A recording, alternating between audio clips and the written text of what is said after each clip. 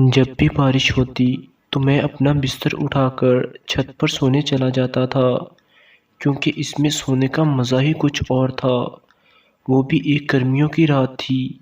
सब घर वाले छत पर सो रहे थे।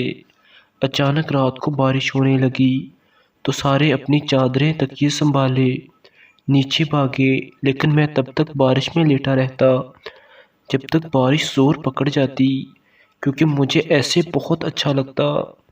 इस रात भी सारे घर वाले नीचे चले गए और मैं अकेला छत पर लेटा रहा। गुनूदगी में था कि अचानक मुझे दो बिल्लियों के लड़ने की आवाज़ें आईं। लड़ते हुए उनकी आवाज़ें बहुत बुरी लग रही थीं।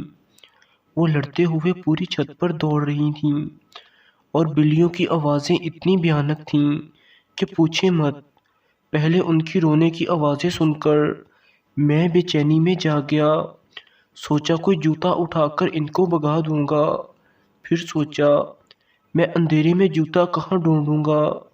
थोड़ी देर बाद खुद ही लड़कर थक जाएंगी और चली जाएंगी। थोड़ी देर बाद मुकम्मल खामोशी हो गई। मैंने चारपाई के नीचे झांका तो वहाँ कुछ भी नहीं था। इधर उधर नज़र दौड़ाई मगर वहाँ भी कुछ नहीं था। मैंने सोचा मेरे उठने के डर से बिल्लियों ने साथ वाले घर में छलांग लगा दी है।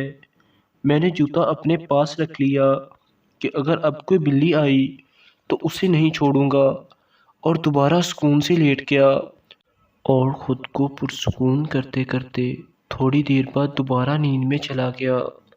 आंख तब खुली जब बिल्ली के गिराने की आवाज़ मैंने अपनी चारपाई की सीधी साइड पर महसूस की। उसकी गिराहट पूरी छत पर फैल रही थी। मैंने आहिस्ता आहिस्ता अपना हाथ जूते की तरफ बढ़ाया और उसको मारने के लिए उठाया तो देखा वहाँ कुछ भी नहीं था। पलटा तो वही आवाज़ें मुझे दाईं तरफ से आने लगीं। अब वो आवाज़ कभी बाईं तरफ तो कभी दाईं तरफ से आने लगी। कभी दूर हो जाती तो कभी नज़दीक आने लगती। शदीद खौफ मेरे बदन में दौड़ गया। मेरा पैर और पिंडियाँ अचानक सुन्न हो गईं। मुझे लगा कुछ गड़बड़ है। अचानक मैंने देखा कि एक स्याह बिल्ली दीवार पर बैठी सुर्ख आंखों से मुझे घूर रही थी। उसकी आंखें अंगारों की तरह दहक रही थीं। मैं कांपते हुए उसे देख रहा था। इतनी हिम्मत नहीं हुई कि वहां से भाग लूं। फिर अचानक वो बिल्ली बड़ी होने लगी और मेरे देखते ही देखते बकरे जितनी बड़ी हो गई और ऐसे नज़र आ रही थी जैसे काला चीता हो, क्योंकि वो स्याह बिल्ली थी। फिर अचानक उसने ऐसी पोजीशन ली जैसे वो दीवार पर से मुझ पर छलांग लगाने वाली हो। मेरे मुंह से एक जोरदार चीख निकली। मैं एक ही छलांग में नीचे उतरा और सीढ़ियों की तरफ भागा। मेरी चीख इतनी बुलंद थी कि मेरी अम्मी अब्बू और बड़ा भाई सहन में आ गए और मैं सीढ़ियों से नीचे आते ही गिरकर बेहोश हो गया। मगर ये परेशानियां ख़त्म नहीं हुईं। कुछ दिनों तक मुझे डरावने ख्वाब आते रहे। मुझे वही बिल्ली नज़र आती जो कभी मेरी गर्दन पर दांत गाड़े होती, कभी वो मेरा खून चाट रही होती। मैं नींद में ही चीखने लगता। फिर मुझे ख्वाब में भयानक लोग दिखाई देते। किसी का सर कटा होता, किसी का गोश्त लटक रहा होता और किसी की आंखों की जगह पर काले सुराख होते और किसी के बाजू कटे होते। मैं बीमार होता गया। डर के मारे मैं घर से बाहर नहीं जाता था। फिर मौलवी साहब दम करने आते, मुझे पानी पिलाया जाता। मेरी वालदा हर वक्त मुझ पर सूरत यासीन पढ़कर फूंकती रहती। अफाका होता मगर फिर वैसे ही हालत हो जाती। बैठे बैठे चीखें मारकर बेहोश हो जाता। एक रोज़ मैं अपने कमरे में बैठा था कि मुझे एकदम डर लगा। मैं अपनी अम्मी के पास गया कि वो मुझ पर कुछ पढ़कर दम कर दें। मेरी अम्मी मेरी तरफ पीठ किए अलमारी में कपड़े रख रही थीं। मैंने अम्मी को पुकारा तो उन्होंने मुझे जवाब नहीं दिया। मैं उनके करीब गया और उनको आवाज़ दी। उन्होंने मुझे मुड़कर देखा मगर वो मेरी अम्मी नहीं थी।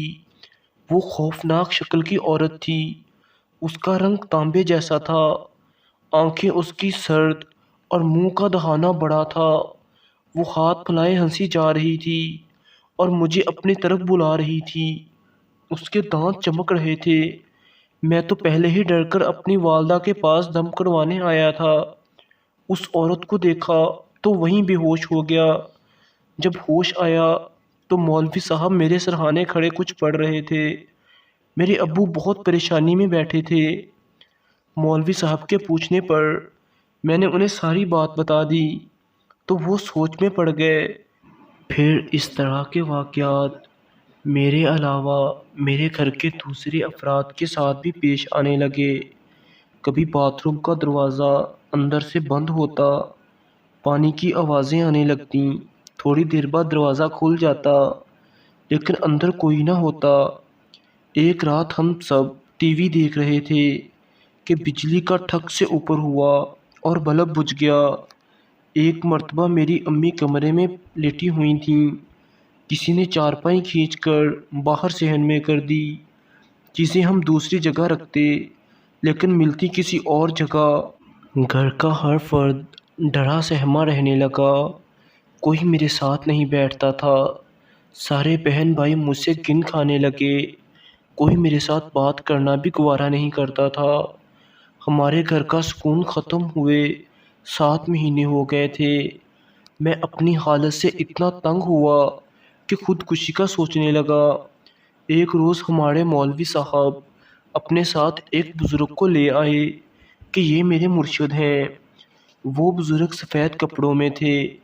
ماتھا ایسے چمک رہا تھا جیسے روشنی پھوٹ رہی ہو۔ انہوں نے میرے ماتھے پر ہاتھ رکھا تو میں رو پڑا۔ میرے والد نے سارا کچھ انہیں بتایا۔ وہ سکون سے بیٹھے سن رہے تھے۔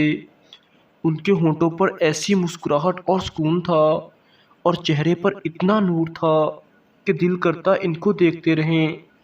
انہوں نے میرے والد صاحب کے ساتھ سارے گھر کی چھتوں کا جائزہ لیا اور میرے قریب آ کر بیٹھ گئے اور انہوں نے میرے ماتھے کے درمیان اپنے دائیں پاؤں کا انگوٹھا رکھا اور اپنی آنکھیں بند کر کے کچھ پڑھنے لگے۔ مجھے ایسے لگا جیسے کوئی میری کھال کھینچ رہا ہو۔